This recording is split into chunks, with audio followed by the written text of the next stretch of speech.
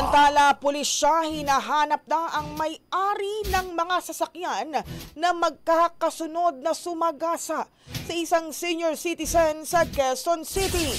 Brigada G. Goco Studio, ibrigada mo. Brigada Live Report. Tinutuntunan ng Quezon City Police District ang mga may-ari ng mga sasakyan na sumagasa sa isang senior citizen sa Aurora Boulevard sa Quezon City noong Sabado ng gabi. Sa kuha ng CCTV ng barangay, makikita ang biktima na tumatawid sa kalsada nang mabangga ng isang itim na SUV. Ilang sandali lang ang nakalipas, isang puting SUV naman ang sunod na sumagasa sa senior citizen na agad ding tumakas. Isang sedan na kulay gray ang ikatlong nakasagasa sa matanda kung saan pumailalim ito sa sasakyan.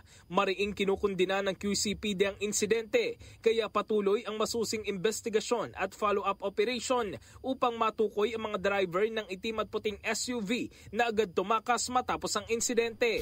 Hinihikayat naman ang sinumang may impormasyon ukol sa mga sangkot na sasakyan o driver na agad ding makipag-ugnayan sa pinakamalapit na himpilan ng pulisya o tumawag sa QC Helpline 122.